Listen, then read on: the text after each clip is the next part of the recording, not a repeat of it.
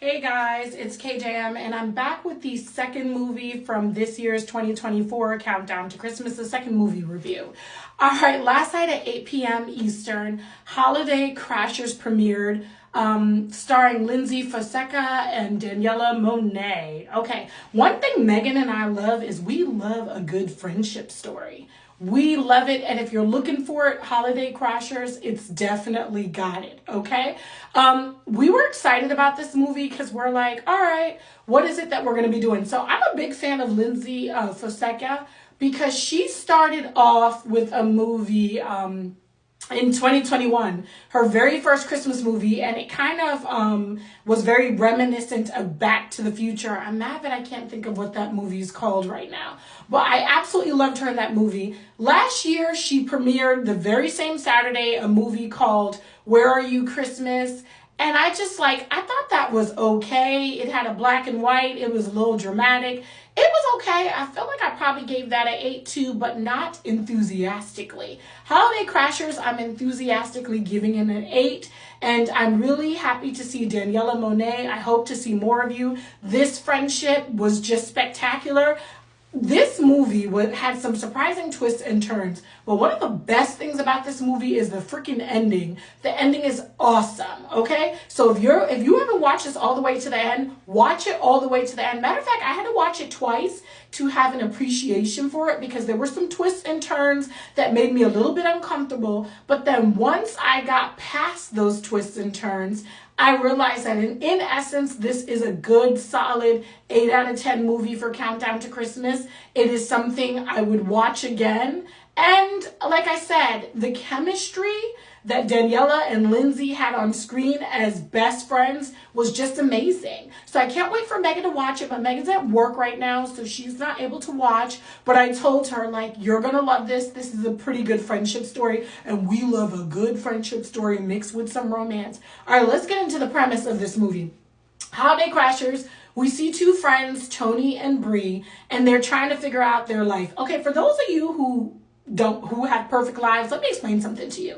The holidays is a time that's very difficult on most of us, whether single or married, if you are not sure what direction your life is going in. And as a matter of fact, even for the marrieds, pre-COVID, most people filed for divorce in January and February, right after the holidays were over. Like, we got through it with our kids. Now it's time to be real and like split up, right? It's a very difficult time. And oftentimes, because it's the end of the year, you're reflecting on what you've achieved this year, maybe the last 10 years. And I always feel like I haven't achieved enough. It's generally a very difficult time for me. So for you guys to wonder once again why anybody would lie during the holidays, well, you must have perfect patty lives while the rest of us are down here in real land suffering during the holidays and trying to do the best we can.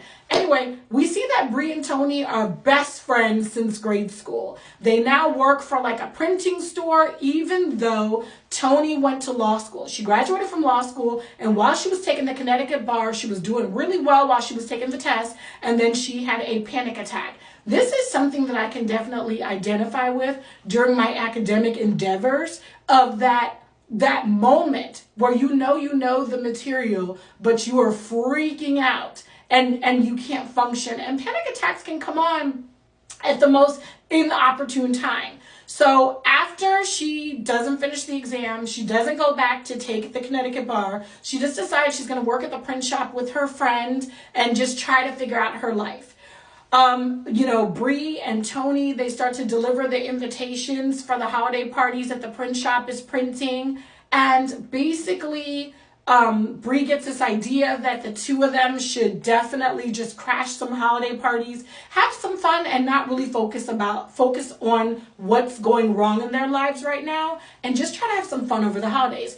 I was really all for it. Yeah, show up at these parties dressed up. Like, you never know where you're going to meet your husband, but baby, they were just going for the dancing, the free food, and the entertainment. And while they were at each event, they would have a different personality, sometimes a different accent, sometimes a different job occupation. And they were just trying to have fun with it, no harm, no foul. Well, that's what you think. Until they finally go to a party where someone starts to recognize them from the other parties. The first someone is Justin. He had bumped into Tony and Bree the first holiday party that they had crashed. He immediately is smitten with her. Somehow he has a picture of her from that party, but he doesn't know anything about Tony, who she is. Now he bumps into her at another party that turns out to be his company's party. Not only does he figure out Tony's real name, or is told Tony's real name, but she bumps into someone that she graduated from her Ivy League law school with. Once she bumps into someone who really knows who she is, she can't pretend to be someone else. Or can she? Tony's classmate is very, very pregnant and is about to give birth. That classmate tells Justin that Tony is one of the most brilliant lawyers she knows, and Tony would be excellent. It would be excellent for them to work together on a pending merger that Justin's company has going.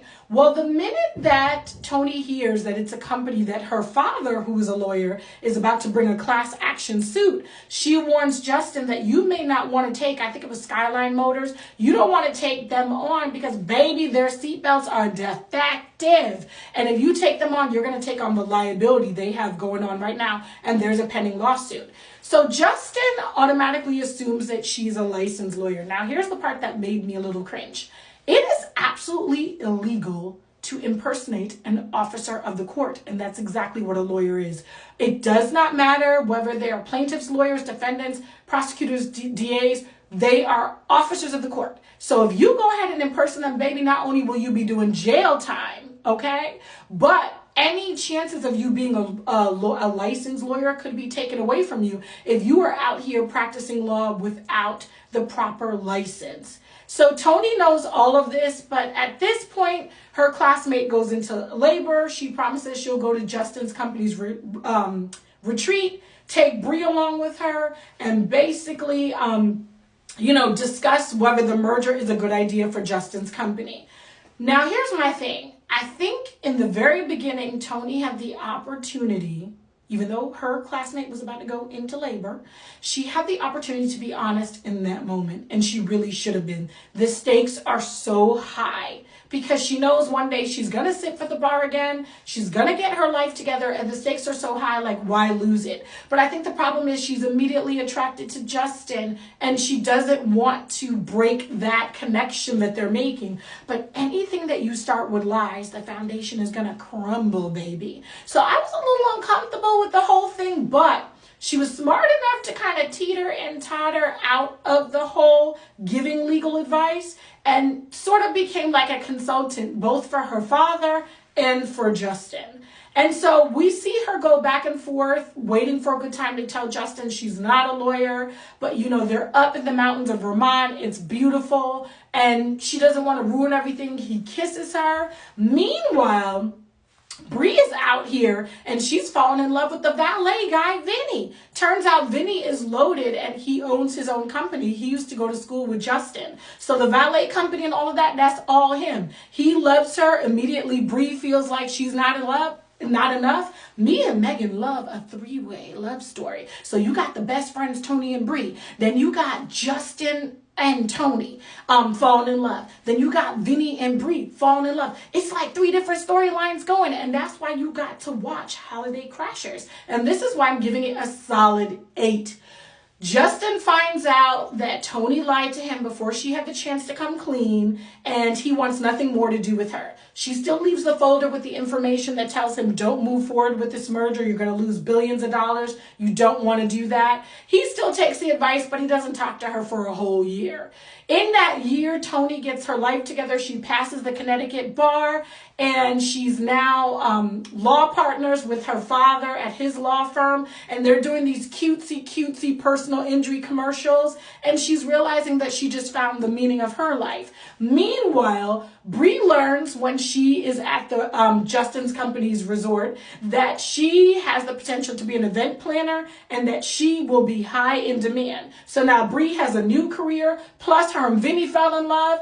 Baby, a year later, we see that Tony's a lawyer. We see that Bree's about to get married, and the wedding was actually spectacular. It was an Indian wedding. It was amazing. Bree looked looked amazing. Tony being there supporting her. She looked gorgeous. Everybody in love. Justin comes back. He gets his woman back because she still wants him. He still wants her. You got to watch Holiday Crashers. Tell me how you feel about it. It's an 8 out of 10, baby. It is an 8 out of 10.